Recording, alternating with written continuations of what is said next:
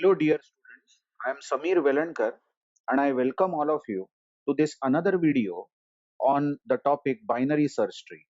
In the previous video, we saw recursive functions for in-order, pre-order, and post-order traversal.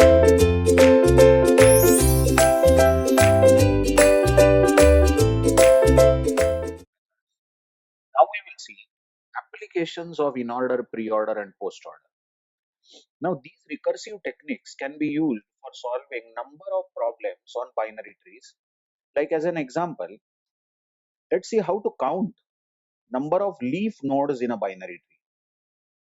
Let's say we are given a binary tree and we want to know how many leaf nodes are there. You all know that leaf node is a node in which does not have left child and right child. That is, a node is called leaf if both left and right pointers of the node are null. So how do you go about it? We want to write a recursive function for doing this. Observe the recursive function defined below over here is named as countLeaf, and it is taking a pointer called p as a parameter to node of the tree. Now this p initially is going to be root pointer, the root pointer which stores address of the topmost node. So if at all you want to count number of leaf nodes, or rather if you want to do any process on the binary tree, the process must start from root node, isn't it? Because that's the only node that we know. We know address of only the topmost node because root pointer stores the address of topmost node. So this p initially, the pointer p which is passed the count leaf parameter will be initially equal to root pointer. Now you observe closely the code given inside the count leaf. It is undoubtedly recursive because there are two calls to count leaf function within itself. So this is recursive.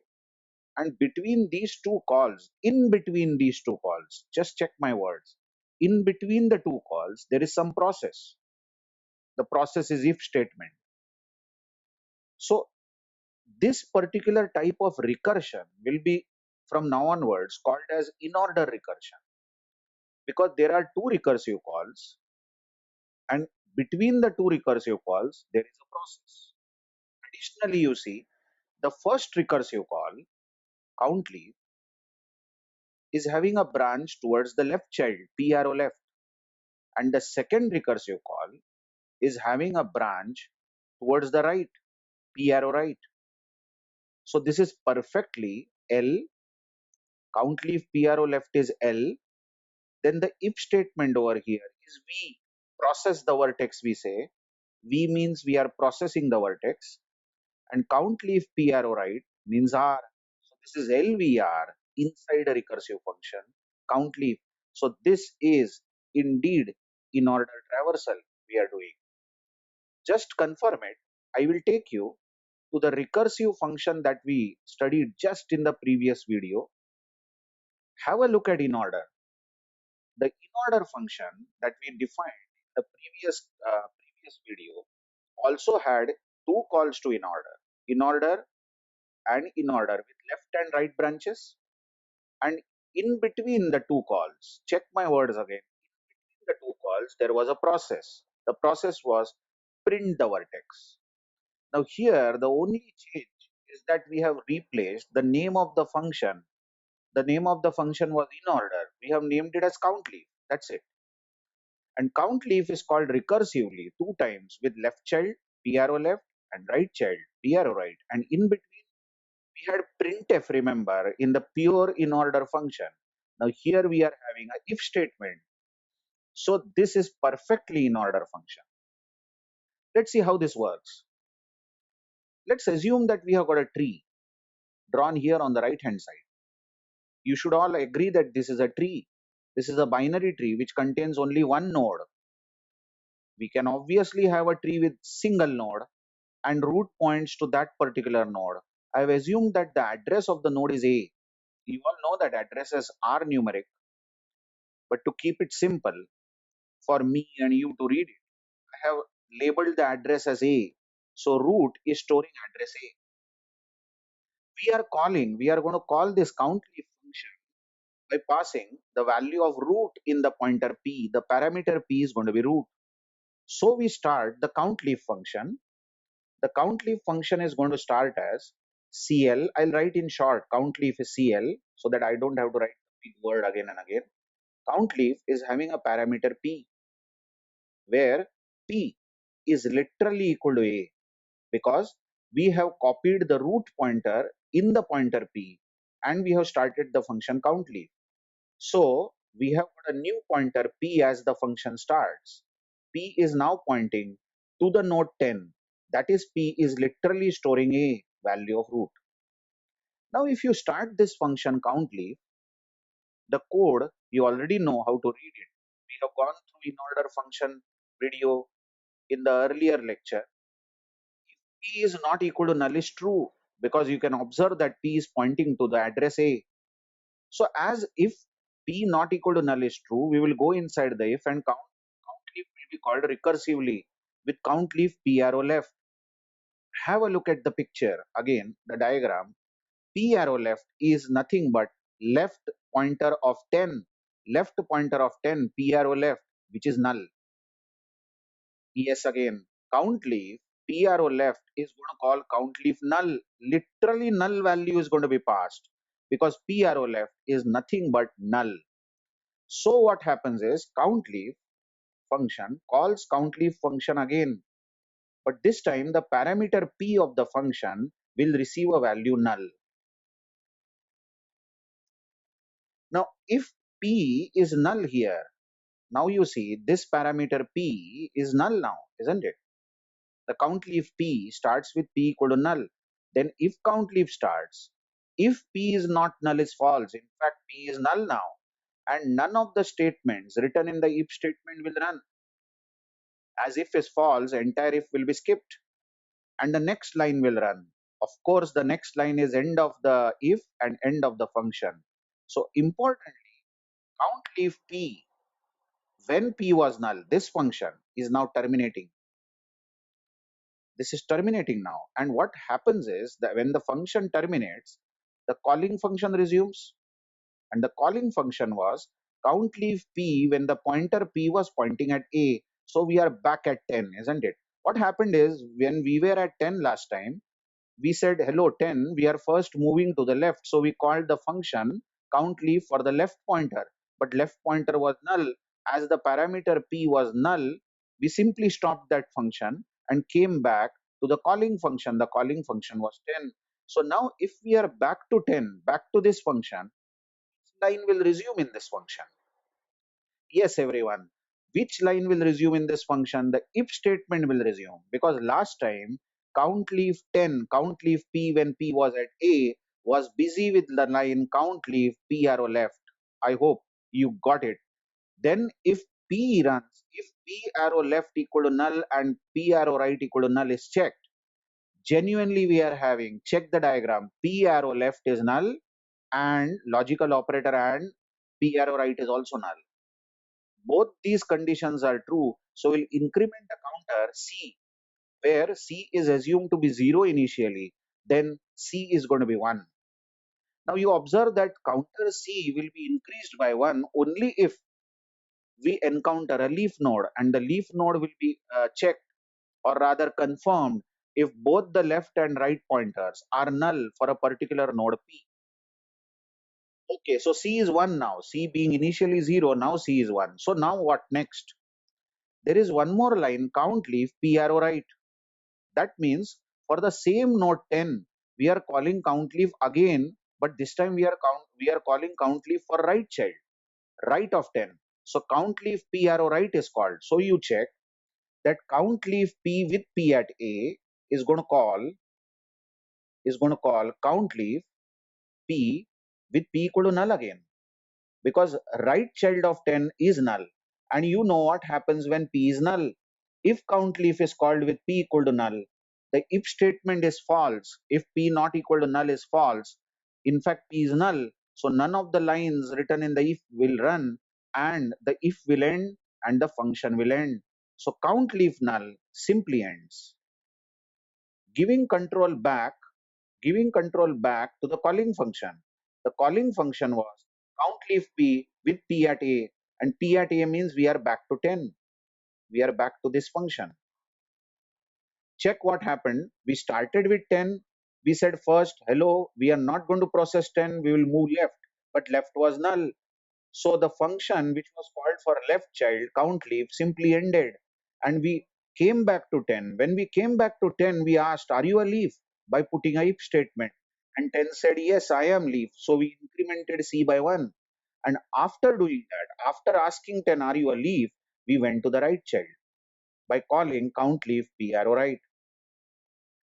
But count leaf P arrow right also ended because the right child was also null, and we are back to count leaf P with P at A.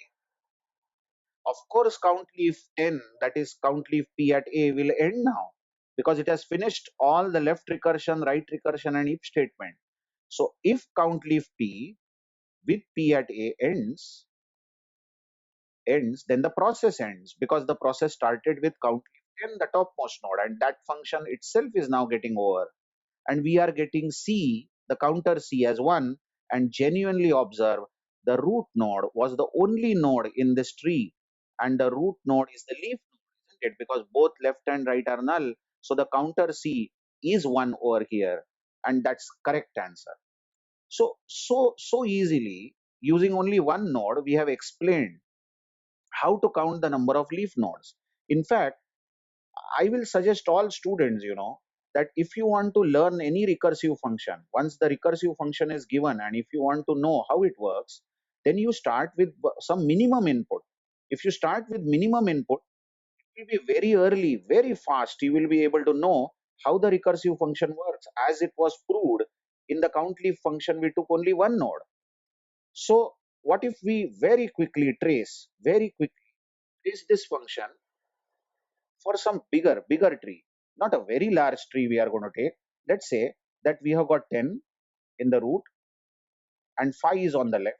Now 5 is leaf and 10, 10's right is null. So this is where root points. Okay. Now we will not show addresses now onwards. Make it very fast now. We will not show addresses for these nodes. We know that it has some addresses. We will directly now show count leaf is called for the node 10 like this. Now note that we are not passing 10 to count leaf. We are passing address. This P is going to be address, but in our literature or in our explanation, we will show that count leaf is running for 10. That means pointer P is pointing at 10. I hope you understand this. So P is right now at 10, or P is storing address of the topmost node. What will this count leaf do is that it will first call count leaf for 5, the left child, isn't it? Inorder says LVR. So P will be at 5 now. That means we will have a new pointer P. New pointer P with earlier P still pointing to 10 because it is local pointer of the function which is running for 10, and this pointer to which I am right now pointing is a new pointer, local pointer of the new function. But what is countleaf 5 going to do? It is going to call countleaf null because countleaf 5 will first call countleaf PRO left, and PRO left is very well null. But you know that whenever countleaf is called with the value null, it simply ends giving control back to the calling function. And now the calling function countleaf 5, look here, from this null, left null, we have come back to 5. So when we come back to 5, we are going to resume with the if statement, and we will ask, is PRO left and PRO right both null? Indeed, 5 is left and right both are null. So C will be increased. Assuming that C was 0, assume C was 0 initially, C will become 1. So we have got one leaf now. And after that, this function countleaf 5 will call countleaf PRO right. But notice, countleaf for 5 PRO right is also null. So if the function countleaf 5 calls countleaf null again, it simply ends, resuming the calling function, and countleaf 5 will resume from the last line because it has finished its left recursion, the if statement, and countleaf. So countleaf 5 simply ends. If countleaf 5 ends, Obviously, its local parameter is also destroyed, p which was allocated for phi, and count leaf 10 resumes, isn't it? And count leaf 10, remember, has resumed after its left recursion. See how count leaf 10 has come back from phi. So it has come back after its left recursion. So it will resume with the if statement, and we are going to ask, is left and right of this node both null? That's false. Left is not null, although right is null for 10, left is not null. So C won't be increased by 1. So C will remain 1, as we have encountered only one leaf till now. The leaf was node 5. And 10, count leaf PRO right is called. Now observe, count leaf 10 is calling count leaf right, which is also null. I'm not showing that due to lack of space, but count leaf 10 is going to call count leaf null, which will end, and count leaf 10 will resume. Count leaf 10 will simply resume from the last line, and it will also end. I hope you are getting it. So if count leaf 10 ends, the process ends, because count leaf started with the root node. Of course, the local parameter p will be destroyed here. So this is the way how you can understand how recursive function count leaf works. In fact, it is on the same basis of inorder function. Now, what is this counter C in fact, isn't it? Now you see the counter C over here that I have taken is assumed to be a global counter. That is, it is a global variable which can be accessed in any function, and it was initialized to 0. So you all know what is a global variable. Variable declared beyond or outside any scope is called global variable. So somewhere, before the countleaf function, we will say int c equal to 0. This will be an extern variable, a global variable. So global variable can be used then in any function. So count leaf sets the value of c. C will be exactly equal to number of leaf nodes, and then we can print the value of c in the main program, isn't it? Once the c value of c is set, we can print it in the main program. Now many authors and many beginner students also dislike this particular technique of writing count leaf function with global variable and then setting the value of c uh, as c++ whenever we encounter a leaf. In fact, they like the method where the count leaf counts the leaf and returns the answer. So instead of the void data type here, return type void, many students would like that the count leaf should return the integer and should return the number of leaf nodes back in main, so we don't have to take the help of a global variable like c. There's nothing bad in using global variable c, but usually we avoid using external variable c or global variables in general. So below over here, I have shown one more version of count leaf. The count leaf function over here, I should say, is is same as the earlier one, except that the count leaf function here returns int. Notice the previous count leaf was a void function. It is also taking p as the pointer, and this p will be equal to root. Same code, literally same code we are having if p not equal to null, but you notice the if statement was written here on top. If both right and left are null, then return 1. Now, if left and right are null, then we have encountered one leaf. Currently, we have encountered a leaf. So we simply return 1. Yes, we have encountered a leaf, isn't it?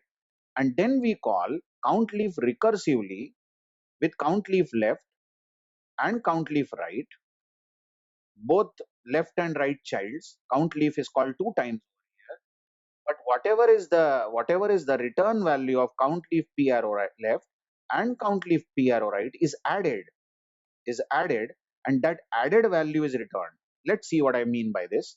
Of course, if is false, then in the else we have said return 0. Let's see. So how is this count leaf going to work? Just check. Usually in the gate exam, they will give you a code, such code where the function is non-void. It returns an int or it returns some answer. So it's important for you to know how to trace such recursive functions also. Let's see. Let's start with our very small binary tree. We have got left of 10 and right of 10 as null. So root node itself is a leaf. So the answer over here should be 1. We have got one leaf, isn't it? Let's see how it will work. Count leaf will be first time called for 10. You know our shortcut notation. So P will be at 10. Actually, the pointer P over here doesn't get the value 10. It gets address of that node 10. But in our shortcut notation, we are showing that count leaf is running for 10. That means P is at 10. I hope you understand. P is now at the node 10. Now, if you start running the count leaf, this count leaf function, if P not equal to null is true because P is pointing to 10. So you come inside the if and you ask, is left and right both null? Yes, straight away, both are null. This is a good idea, isn't it? If you are counting leaf nodes, you tell me if you are counting leaf nodes, isn't it logical that as soon as you go to a node, you quickly ask, are you leaf? So what we are doing first, when we enter count leaf, if we know that node is not null, if we know that node is valid, if we know that P is pointing to some valid node, then we first ask, are you leaf? That's purely logical, isn't it? It's very nice way to write the count leaf function. So as left and right are null, you observe 10's left and 10's right is null, we return 1. Isn't it so? So what happens when the function returns 1? It simply ends. Hello, you should not read the next line now. How can you read next line? Because the function is now returning 1. So this function, count leaf 10, is over. I am striking it out. And the parameter p is also destroyed. And this function has returned 1. It has returned 1 back to main because main had called this function. So simple, isn't it? So in fact, I repeat, if you are asked to explain what is recursive function and somebody has given you a recursive function and they ask you to explain it, best way you can start explanation, is by considering very small input. Now, just assume we have got a bigger tree now. Imagine 10's left, I'm overwriting this, 10's left is 5 and left and right of 5 is null and 10's right, observe, 10's right is 20. Left and right is null. Now, how will this work? We should get the answer 2, isn't it? So, let's see how this will work. First call will be count leaf 10 because we will start the process from root. So, P will be at 10. Actually, P stores address of 10. So, count leaf gets the address, but we are writing it as 10. So, P is at 10. What will count leaf do? When count leaf starts, when count leaf function starts, it will check is P not null, and P is not null because it is pointing to 10. Now, as count leaf is having P not equal to null, as we are at a valid node, we will first ask, are you leaf? And what 10 says, I am not leaf because neither left is null nor right is null. So this return 1, this return 1, where the mouse is hovering, it will not be executed. As if is false, we are not going to return, but the next line will run. I hope you are understanding. And next line is nothing but call count leaf with p arrow left. Note that there are two recursive calls here, but only the first call will be done right now, isn't it? So what is the call, you tell me? Count leaf is calling. This is great way of showing it, isn't it? Towards the left I have shown count leaf is calling count leaf 5 because count leaf is called for p arrow left here. P arrow left is nothing but address of 5. That means the pointer p is now at 5. Now, if you start this fresh function, count leaf 5, the count leaf where p is at 5, the pointer p is at 5, will check that p is not null. And indeed, p is not null because it is pointing to 5. It's a valid node. So when you go inside the if, first things first, you ask, are you leaf? And p says, I am leaf. So it returns 1. Now you notice count leaf 5 is literally returning 1, isn't it? It has returned 1, so it ends. And it has returned 1 back to count leaf 10. Basically, it has returned 1 here. You just check. The function call count leaf 5 was done from this point. So count leaf 5 returns 1 literally at the call, and then the count leaf 10 resumes. Count leaf 10 will resume with the second call, which I am underlining. So have a look at this. When 5 was called, 5 was asked, are you leaf? It immediately said, yes, I am leaf. So it returned 1. And 1 was returned back in the function which was running for 10. And 10 now resumes with its right call, isn't it? So 10 will now call count leaf 20 with P is now at 20. Of course, this pointer P will get destroyed now. Pointer for 5. So what happens when count leaf 20 runs? P is at 20 now and it is leaf, isn't it? You can see that when count leaf for P at 20 begins, it's a valid node. P is not null. So we ask, is it null? Are both pointers null? Yes, indeed. And it returns 1. So count leaf 20 ends because it is returning 1. And it literally returns 1 back to the calling function. The calling function was count leaf 10. And you notice 1 will be returned exactly at the call inside this function. It will return 1 here. Now count leaf 10 resumes.